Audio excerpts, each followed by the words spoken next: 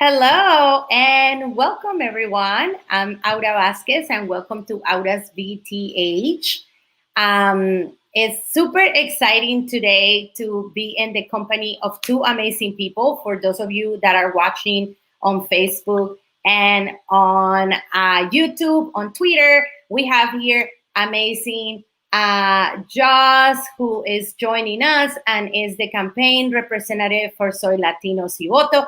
She's going to be joining us farther, and I can bring her here so you can also see her. And then also, let me introduce you to Felipe Benitez, who is the principal also at Corazón Latino. So we have the Corazón Latino family here, and I'm so glad that you were able to join. Thank you so much, guys. Thank you so much for having me, Aura. This is amazing. I'm going to unmute myself on here if that's okay as well. Yes, because we need to hear you on both. So let me just lower my volume because this always causes stress on Instagram for the Instagrammers. But I wanted to, I invited you guys because you guys just launched an amazing campaign called Soy Latino Si Voto. And I know that you and I are going to be here, Joss, on Instagram, but I also on Facebook, I have Felipe Benitez, who has been an old friend, young friend, old friend of the conservation movement and the Latino community, and also community engagement, such as voting and other things. So maybe we can start by, you guys can share a little bit about who you are and who Corazón Latino is. So who would like to kick it off for us? I'll give this hand off to Felipe because he's one of my mentors and a leader in this movement, and then I'll take it from there after that. Thank you, Aura, and I apologize for you explained it to me and I didn't figure out how to get to the Instagram live, but I know Joss is there, so I apologize. I usually have somebody helping me in this, not an excuse, but here I am. And well, Felipe Benitez, I'm the executive director of Corazón Latino. Corazón Latino, as you mentioned, Aura, is an organization that seeks to reconnect and to empower Latino communities to be land stewards. We know that we are environmentalists, that we're land stewards it's in our DNA, it's in our culture, it's in everything we do. Sometimes we just need to remind ourselves the importance and to activate that knowledge that we have. So we work in trying to find opportunities for Latinos to engage with nature. But in this time, it's as important and to empower them with these connections with nature also to exercise their right to vote. We're nonpartisan. We want to make sure that the power of the community is heard through the ballots.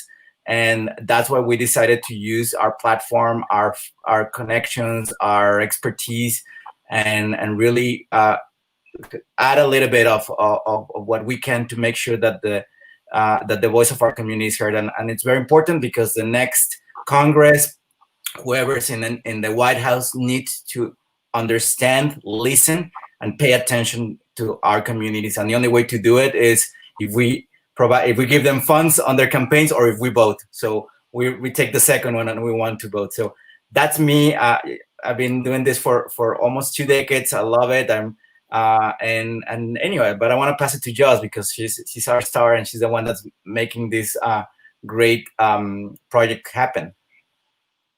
Go for it, Joss. Well, thank you so much, Felipe, for bringing me on board, and thank you so much, Aura, for having us on your amazing broadcast live. And technology, I can see myself on like 6 different screens. I love it. It's like a dream come true. Pero sí, no, estamos en las ganas de sacar el voto. We're ready to get out the vote. And but the most thing is about building political power within our community. And the environment is the number one issue, right? What's the point of fighting for all these things that we don't have a world to live in, right? And so this project, I mean, the organization in general, Corazón Latino, is empowering the community, our community, to take back Mother Earth, to take back our land, right, in many aspects. And now with the civic engagement program, we're bringing that to the forefront through the digital spectrum, right? COVID is real, and COVID is affecting Latinx community, the Latinos, Latinas, los Hispanos all over the country. It's taking us by storm. I live in Chicago in Little Village, in one of the most high Latino propensity areas in the entire city. And 70% of the community here is infected with COVID, right? And so we have to go with the times. And how do we meet the voters where they're at when we cannot be there in front and at their doors? But how do we do it? We do it by reaching our community. And so we're doing programs where it is organizing our family and friends. We do everything in tradition. We go to parties, we go to quinceañeras, we go to graduations, 100 deep, right? To celebrate momentum, like really big pivotal moments in our lives. Voting should be that. And so we're using a program where we're organizing our own family and friends in specific areas, right? We have a really great base in Arizona of volunteers and supporters, and we have a really great base in Florida of volunteers and supporters that derive from Puerto Rico as well. So we have been doing a lot of work in Puerto Rico for a very long time, and it's all coming together, and folks are getting activated. We're doing a texting program. We're doing a calling program. We're meeting voters where they're at. I've been doing this now for over 12 years professionally. My first stunt was running for office, and I ran when I was 23 years old in California. And I run on an environmental platform. And then my career progressed. I got in campaigns and politics, but the environment has always been at the forefront. And before this, I was state director for Tom Steyer, who was running for president on an environmental platform. But for me, it's always been about how to elevate the Latino community, how to get back our political power, and how to use our privilege to the best of our abilities to leave the world a better place. Yeah, And absolutely. that is the message that we're sending out there. And Joss, I want to make sure that I think some folks in the comments are asking if we can have you all looking at one same place. There you go. And so then maybe you got to move your phone too, so that we can look at you on the Instagram on the same place. But one of the things that I wanted to ask Corazón Latino, and I love that name. I think is for Latinos is we have so much heart. Yes, excellent. We have so much heart, and also there are so many myths about us when it comes to elections. We can talk about the environment in just a minute. I'm going to put it on the bike rack for a minute, but specifically for elections, that some of us vote when we're not allowed to vote. So when we are, maybe just citizens, or, there is this huge scheme around, Latinos come here and they vote and they're not even U.S. citizens, and that's a huge myth. The other myth is that we don't all together vote. So I don't know how those two can actually reconcile those two, because it's such a contradiction. So how are you guys with, and I believe that your goal is to turn around to engage at least 50,000 voters this election, which is a super exciting, goal. And to put it in context for people that are watching, in my election, which was a primary, I also ran for city council recently in March. And in my election, only like 40,000 people voted in a universe of 250 people. So 50,000 people is a lot of people to engage. So share with us, both of you, your insights around these myths and these ideas, these erroneous ideas that people have about Latinos and voting. So let me get started. I think one first principle, or one first insight that I will share is Latinos, whether it's in California or in Texas or in San Juan, Puerto Rico, or in Mexico City, we vote as a family. Voting, it's a family. It's something we discuss at our dinner table. It's something that we make decisions. We might differ on who do we support, but it's something that is part of our culture. So the type of work that we're doing is tapping into those family connections. So Joss was telling about the volunteer and our outreach in Florida. So we are actually using our volunteer base, our leaders that we work in Puerto Rico, to reach out to their family and friends and neighbors and the tia and the primo that they haven't seen for years in Florida, because we believe that it's much more likely that you will respond to a telephone call, a text message, or even a Facebook message from somebody that you know, that you trust, and let's. You may not get too political, but at least share that message. So it's a That new way connection. of doing relational organizing.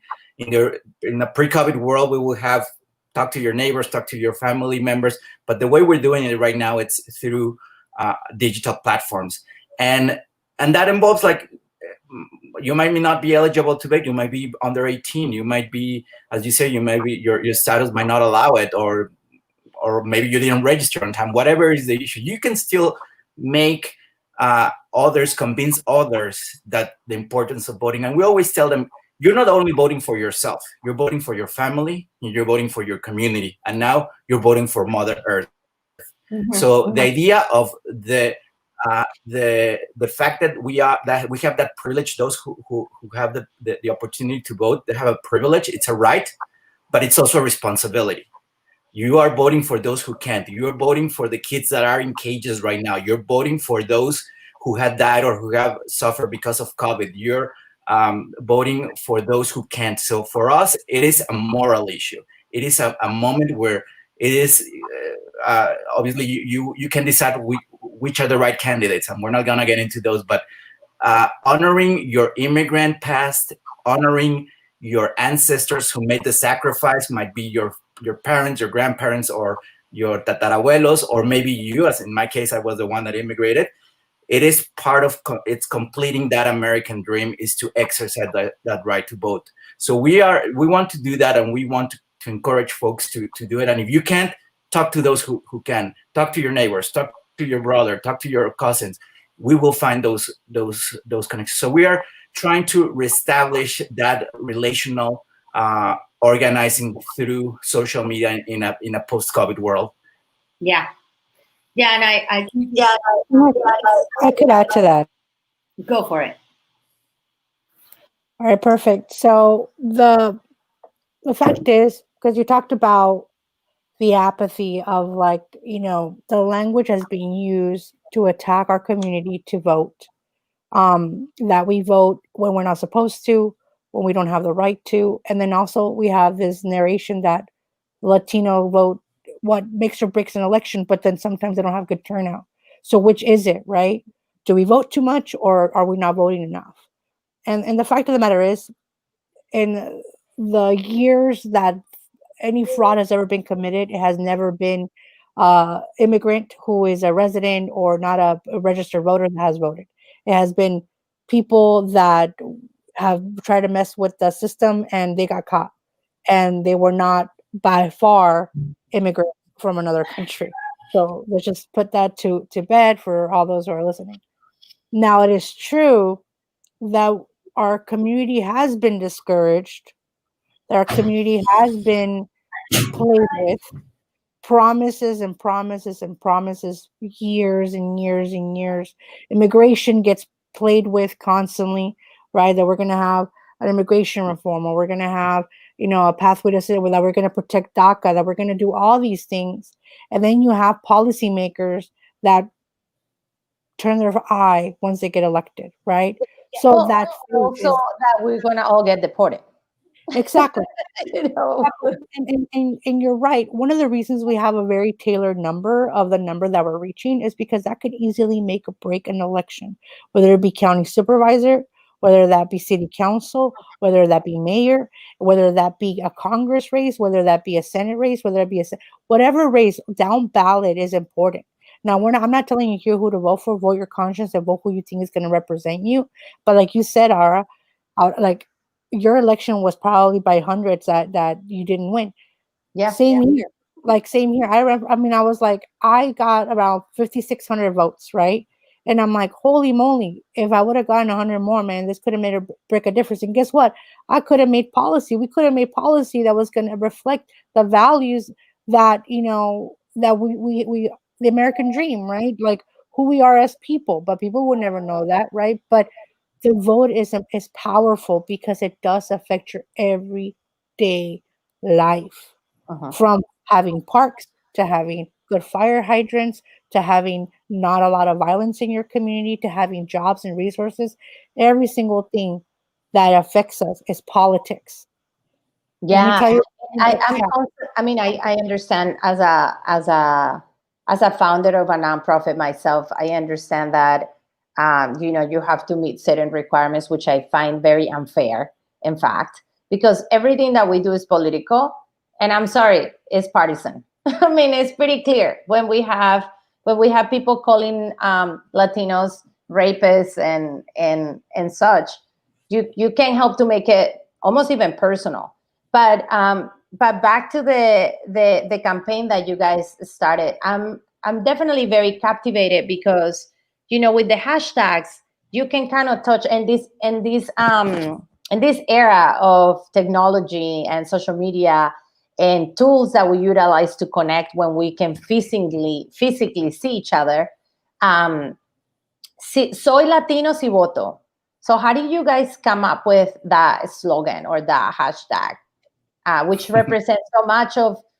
It's true. If I'm proud of my heritage, this is what I understand when I read this. I am Latino. I vote. That's basically what you guys are like saying here.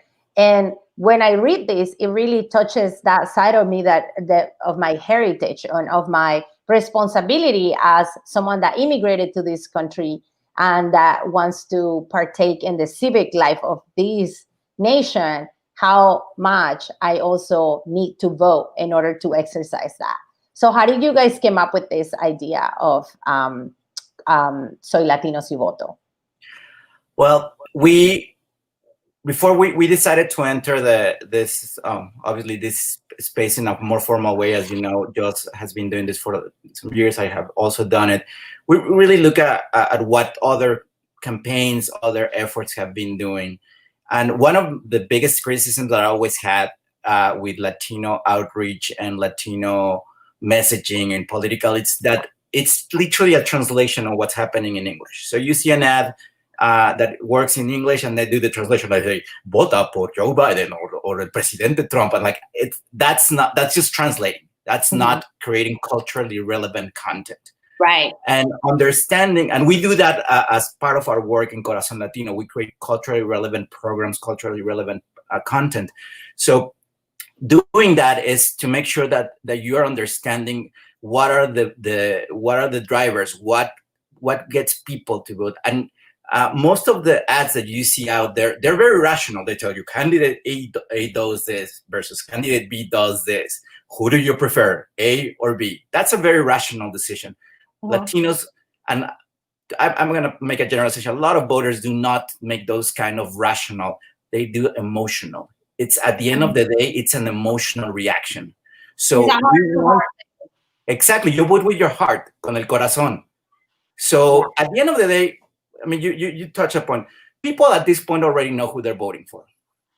Let's not joke and let's not kid anyone. They know. I mean, if you don't know, then you've probably been living under a rock. You know who you're voting for, and it's a very personal and a very respectful. We respect your decision. However, in times of COVID, in times where there's disenfranchisement or disenfranchising, sorry, get my voting. Right now, it is a choice. Like, do I really want to take the chance? Do I want to expose myself to COVID? Do I want to pay for the stamps or whatever it is that you need to take extra effort? Well, it needs to be an emotional decision. So what we're trying to do with the campaign is appeal to that emotional aspect.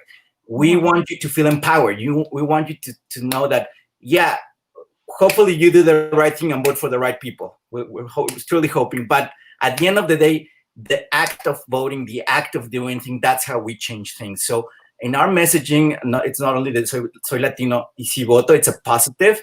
We try to use colors that are positive, that create some warmth, but also our messaging, vota por quien más quieras, vota por tu madre, haz una promesa de mamá de votar, which also there's another campaign out there, Vote Like a Madre, which has a similar approach, but we collaborate with them actually. So it is that emotion that we try to bring out, because at the end of the day, there's a lot of attack ads, there's a lot of rationale out there. That's not gonna drive and that's not gonna make somebody who may have to take off work or may have to spend 10 hours outside a polling place to do it. You really need to feel it, and you really need to be motivated. And let me say, if campaigns are not doing it, well, we as Latino leaders and Latino organizers have the responsibility to do it. So yeah, hopefully that answers your question. yeah, absolutely. Any other thoughts about Corazón Latino? I mean, soy Latino, si voto.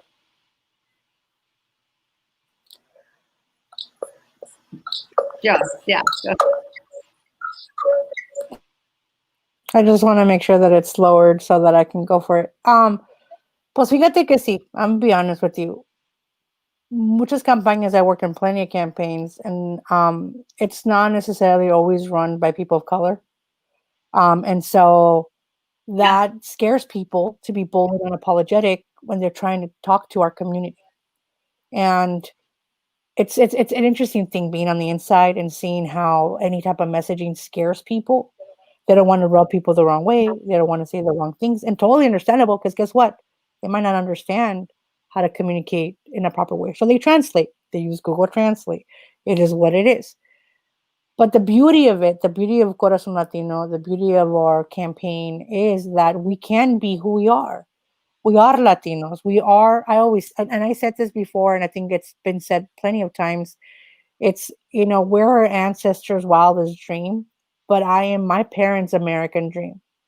And we have to be proud of where we come from. We have to be proud to say, soy Latino, soy Latina, soy Latinx, soy hispano, soy hispana, soy mexicana, soy de todo. Tenemos que ser orgullosos. We have to be proud. But guess what? Because this country doesn't belong to anybody. It belongs to all of us together as a collective. We're just a nation of immigrants, right? So we're proud. And like I said, like I moved to Chicago from California, and living in La Villita, little village, we're proud to say this is where we are from, where we're come from. We can bring our culture. And in campaigns, we should be allowed to do that. Because if I want somebody talking to my parents or my tios and my tias, I want to talk about, like, hey, vamos a jugar a lotería, but let's make it fun and political. Let's make it fun. El Catrín, ya sabemos quién es. Yeah, let's make it like cultural relevant. Exactly. We have so much to offer. We're colorful. We're warm. We're fun. As love us when they want us. But that's the beauty of it. That's the beauty of our campaign. It's our campaign. Our team is de todas partes. Somos de todas partes. We're all from all cornerstones of this world. Diverse, talented, like great minds all come together, and we can talk in two languages in meetings, or we can do whatever we want, and reaching out to folks and feeling that comfort level. But this campaign is the missing piece that is needed in both. We're not, like I said, we're not nonpartisan, so we're more about educating folks. But the power of education on civic engagement in the electorate and the voting process is key. It's key to change our community, and that is what we're here for. Yeah, absolutely. And I want to add one more thing, Aura, because it's important. We also are very cognizant about the difference between Latinos in Central Florida and Latinos in Southern Arizona.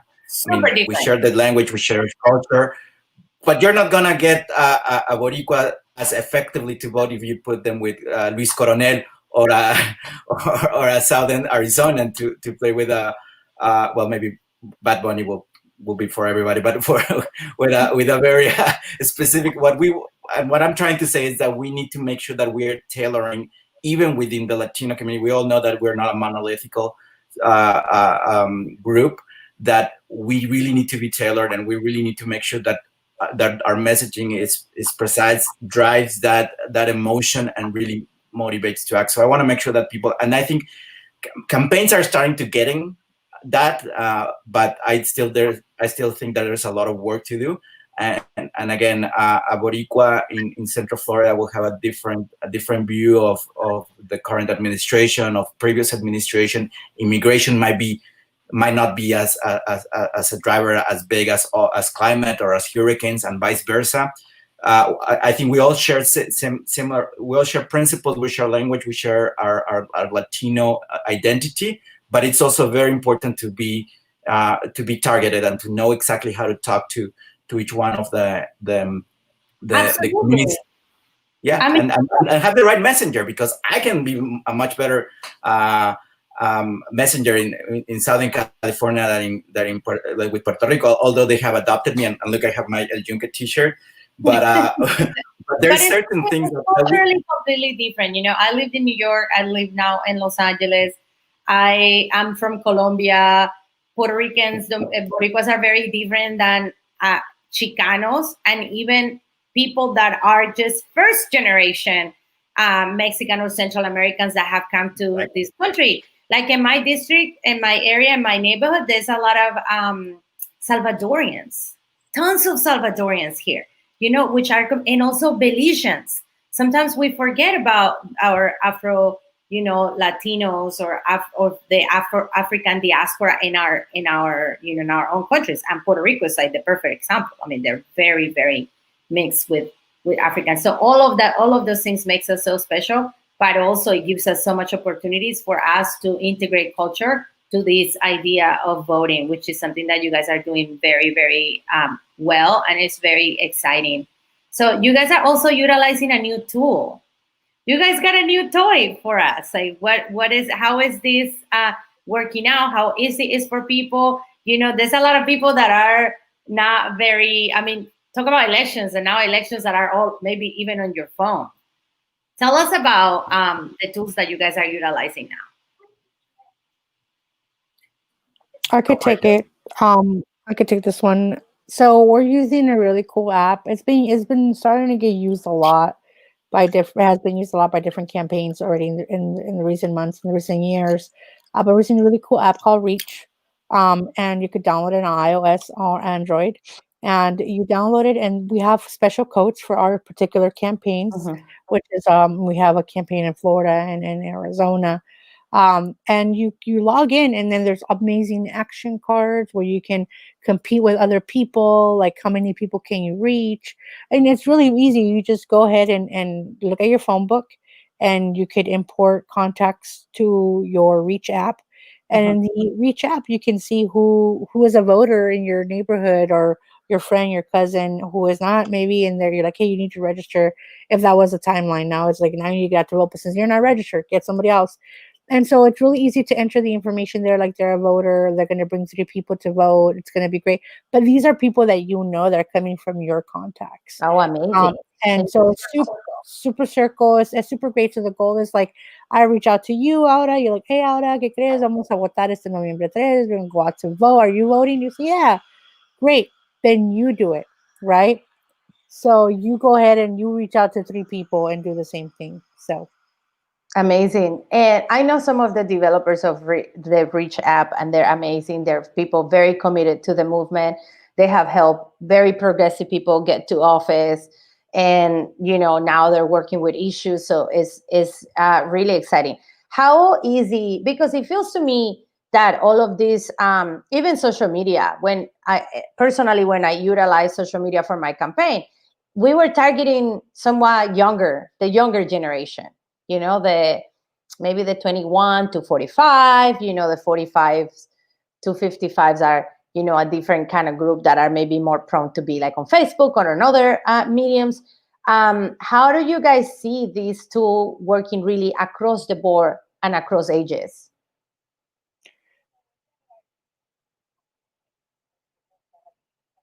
Just you're muted. Wait, just you're muted on. Let me. Just you're muted. Okay. sorry, no, I got There it. you I go. got it. No, I was just saying that I didn't know if I saw Felipe or not. So I was just kind of like, see if he had something to add here, because I don't want to take much space. But we're reaching. So the thing is, our community is very self-selective, but we also want to make sure, because we've had it in familias and families where one person is really active and the other people are not, and we're really good at activating 1,000 other people, but we can even activate our own family, right? So we're targeting like familias, ages ranges from 18 to 60, right? Like, let's go. Because when you have these perfect models, and sorry for the feedback, it might be the laptop. Like, when we have these perfect models of, we need to target this propensity voter and that propensity voter in this targeted area, in this neighborhood, this zip code, this birthday, we get really into the weeds. We miss out on households, right? There's campaigns that do households where they only talk to one voter. They have 6 voters in that household, never been touched, never even been talked to, because we want to get this perfect model. But the goal is to get everybody to come out to vote within our community. That's why a lot of campaigns went to, oh, let me do a precinct captain, let me do a neighborhood captain, a street captain, because it's about getting the people around your community, about getting every single voter that you can. So that's what reach we're targeting those folks. Of course, it's very self-selective. Our base, very self-selective. Our base in Puerto Rico, messaging folks in Florida, their family and friends that went to Florida. And then some people have folks in Arizona. And then we have, students and young folks targeting their own communities, their own friends and family that are 18 to 22 because they're going to school or they're involved. So our universe is very self-selective, but we don't want to confine ourselves to do micro targeting. We do so in ads on social media and stuff like that, but this campaign is completely apart from our reach campaign is apart from that. Mhm. Like we're reaching who we are reaching. So Yeah, what and would you I guys also want to say? add Oh, go ahead, that Felipe. there's another aspect here that I felt that campaigns have missed the boat there, which is really Latinos, especially those who are still connected with a lot of the Latin American countries. The use of WhatsApp. WhatsApp is a tool. Like if you and that's how the Puerto Rican the Puerto Rican summer last year, Ricky Renuncia was organized. It was decentralized and everything was done through WhatsApp. So the fact that right now campaigns are not using WhatsApp, it's actually a big missed opportunity, and that's used by all ages. It's my mom who's 85, and right now she's in Mexico, although she's a U.S. citizen. She sends me stuff through WhatsApp, and she shares memes, and she also uses Facebook, and it's just being cognizant that there's that social media is used across generation, across ages. You just need to figure out which one's right. Like Instagram obviously will have a very specific target, but don't we actually I'm a little bit stubborn of keeping our stuff in Facebook, because that's how we reach the Spanish dominant immigrant community, and we will continue to do it. So anyhow, I just wanted to respond a little bit about the technology. I think my mom uses Facebook, your mom probably also uses it, so that's how we reach them. And when we see the opposite side, when we see this information be shared, it worries me, because they can do shares. So anyhow, that was some just wanted That's to true. It was interesting. At least I want to share an anecdote from when I ran for office. That my area is also very heavily Latino, but I felt that we needed to host workshops about how to use Facebook and Instagram and all these tools, because people did have them and they utilized them actually to get in touch with their families in other countries, because it's free. So if you make a phone call, a video, you can totally see your family, and of course WhatsApp also is free. So it's interesting to see how our community uses these tools, even without knowing the extent of how they can use them. So I really, it's really exciting to see you guys utilizing things like WhatsApp, especially for the immigrant community, because it's true, everyone has a WhatsApp. So that's really important. I want to ask you guys, what do you guys, what would you consider a win at the end, after November 4th, the next day when we wake up, or I don't know what will be your day, but let's just say the day after the elections. What will you be in your heart a win for your campaign, and for in general for the Latinx community? To be honest, what I want to see, because look, I'm gonna tell you, the work is not going to be done on November 3rd, right? So my win, the one that I project, is building a community that's so engaged that even after November 3rd, we continue the work. I always have this view, like this thought, that elections are all intense and wild, and then you have the election party, and then the lights turn off, the game's over, the stadium is empty, and there's only people picking up after everybody else has left. I don't want to turn off the lights after the election's over. I don't want it to be over at the end because it is important. It is important for us to keep doing the work of our community. Mhm. I think your audio is a little breaking up, Joseph, at least on Instagram. I just wanted to let you know. But what will be a win for you, Felipe, at the end of this campaign? Well, I think at the end of the day, I want to be able to say to my little one that was trying to get in a couple minutes ago, Alex, that I did everything I could, that I worked as hard as I could to get mobilizing, because this is mobilize our community, because this is it is an election that will determine the future of the next generation.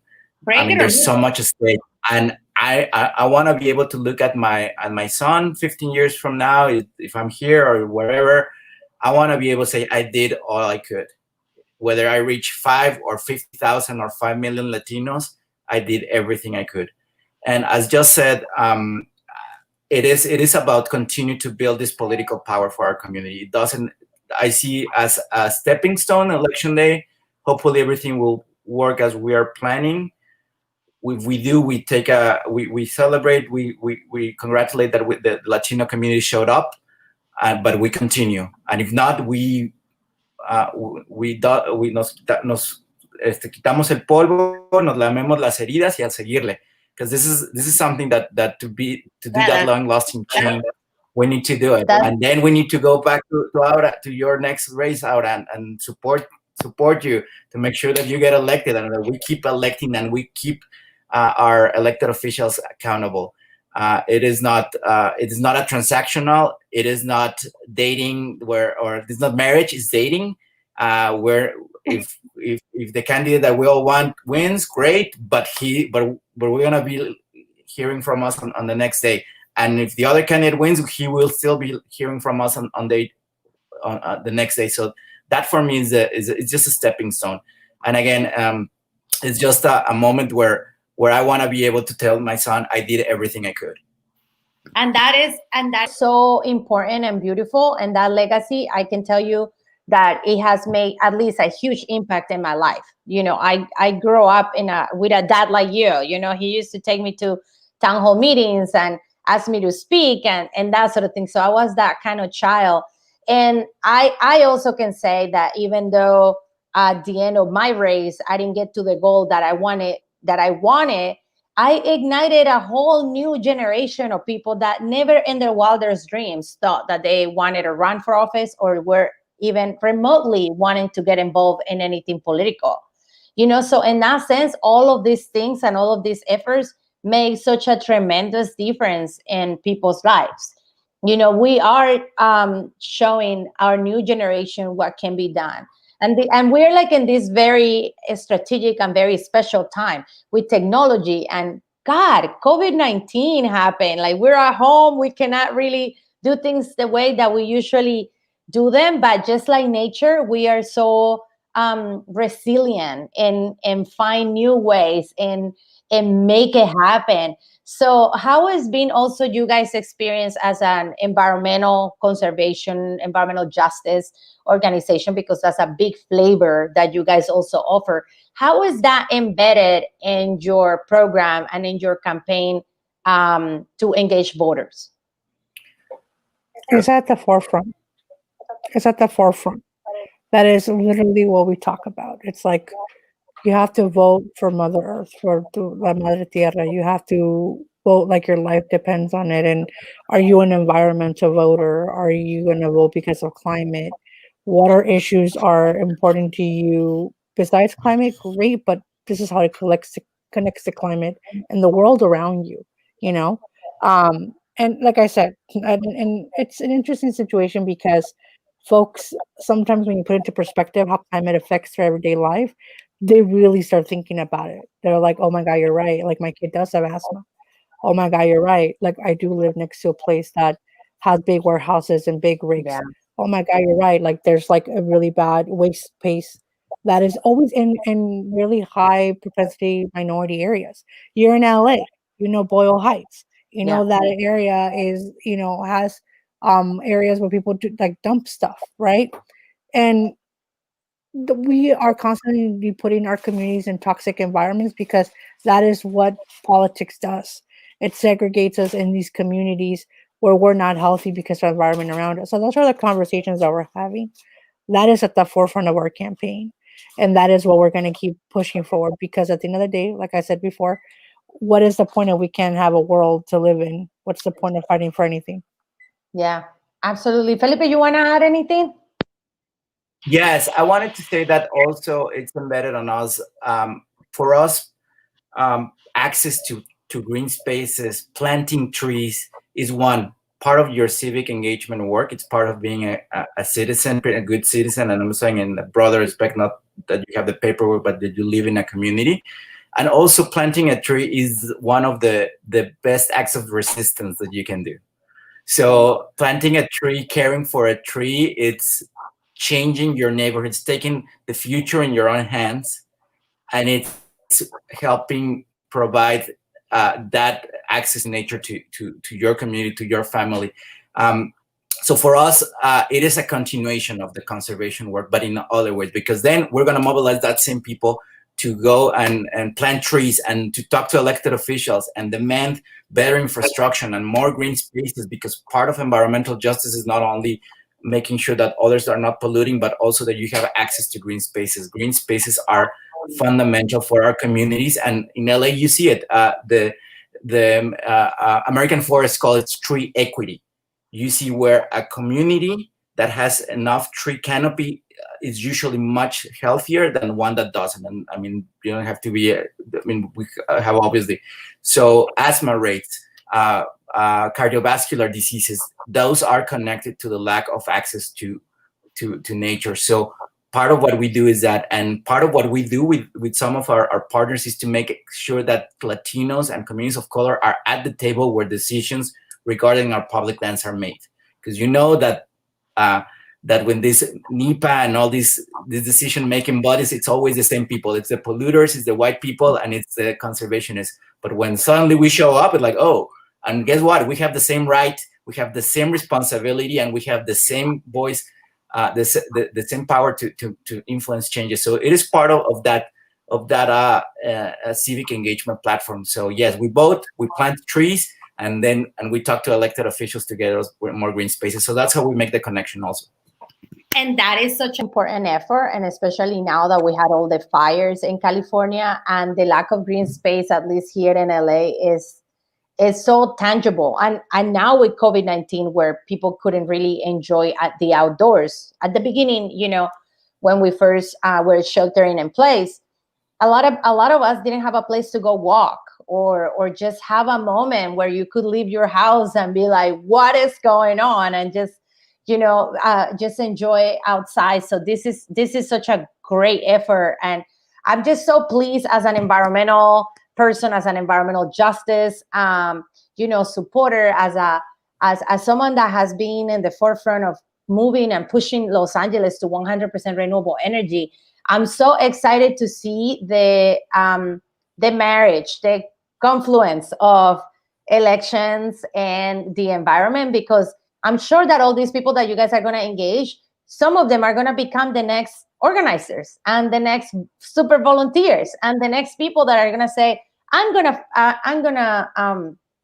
adapt my neighborhood, and I'm going to plant more trees, or I'm going to, fight for a Green New Deal, or I'm going to fight for a renewable energy future for my city. So it really is so exciting. And I also want to just remind folks that are watching that Latinos traditionally are conservationists.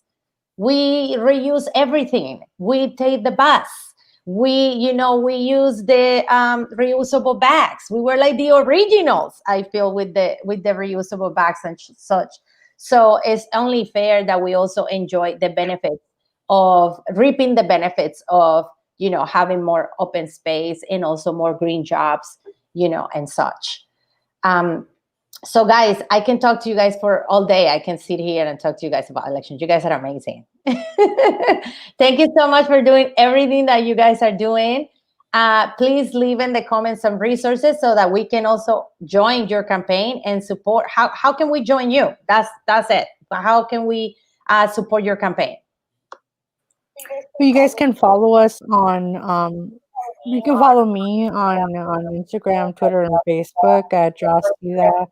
For Instagram, it's right here, which is at Joss_2020. I usually post a lot of our resource and content. You guys can send me an email, Jocelyn at corazonlatino.us. But I'm gonna put some codes in here before Yes. I leave. Um, because I don't want to say it out loud, and I'll share some codes with you so that you can put them on your social media as well. But it's really easy. Download the Reach app, which is great. It's on iOS and Twitter. You can also go to, let me pull it up for you. So for Florida, if you guys want to reach us, you need a code, and the code is JUD6DV. And then also, if you want to join our campaign for Arizona, let me go ahead and give you all that code. Just, do you think you can, at the end of this stream, I'm going to make sure to, Yeah. Instagram, I'm going to make sure that I post the video, and then we can put it on the comments so that people can, Okay. Yeah. you know, that people can follow you guys. But you can follow Corazon Latino, right? At Corazon Latino INC. Yeah. Yes. And let me tell you All one stuff is quick thing. there. Ahora, we Everything's have there. two. It's We're pretty gonna remarkable. share two. It's pretty easy to access. But reach out to me. We're gonna have so many different programs. Like, we're gonna do some calling, some texting, some WhatsApping. We're gonna be reaching out everybody. We're gonna meet you where you're at, safe and sound in your house. You know, please stay safe. You know, to everybody out there listening to this amazing stream, take care of yourself, take care of your families, and vote like your But life before depends on before it. you say I all love that, it. Jose, I want to say, Felipe, I see we're you gonna break talking, but I some news don't here. hear you. So we have next There you go. Saturday, the 23rd. We're gonna have an online concert with also Monthly. So they're gonna be performing a concert for us to encourage folks. It's on National Early Voting Day, so it's the 23rd or the 24th. That's not this Saturday, but the following. So from the Corazon Latino Facebook page, and another one that we have, and I'm gonna announce it here, although I shouldn't, but I will. We are gonna have also Lila Downs give a concert for us. It will be more towards conservation. We're celebrating Bat Week at the end of the month, so on the 30th we're gonna have a concert by Lila Downs, which we are super excited. So that's other thing that we can come back and talk with you about. We've done a lot of experimenting on getting live performances outdoors, artists sharing nature through Facebook, through internet, but we have those two. So Monthly and on the 23rd, and Lila Down on the 30th. So. And the website, share with us the website so I can also put it here on the comments. CorazonLatino.us. www.corazonlatino.us. CorazonLatino.us. Perfect. Okay, so I think this is it. Thank you so much, guys. And you know, the conversation, it always continues online. Feel free to share these resources with your friends and family. Let them know that there is a robust campaign happening in Puerto Rico, in Arizona, in Florida, all this. And you might be thinking, well, but I live in LA. Why do I care? You have friends there. You have maybe family there. And it would be so important for you to also reach out to them and let them know that the time for us to get engaged and get involved is now. Felipe, thank you so much for all your inspiration, for all this amazing work that you do, for starting this effort that is so important. I am just so proud to know you and to see that you are doing this amazing work, for all of us here in this country. No, thank you, Aura. And same thing to you. We follow each other's career in this past few years. So I'm also really proud of the work that you've done, and keep it going. Thank you. And Joss, you're a new friend. Don't let go of my hand. We are comadres in the movement, I guess, now. So please keep sharing the information that you have and let us know if there is anything else that I can use my platform. I will be so happy to just share with my audience all of the amazing stuff that you guys are doing.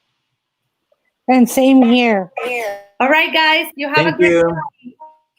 Thank you, everyone. And I'll see you next Wednesday. Bye.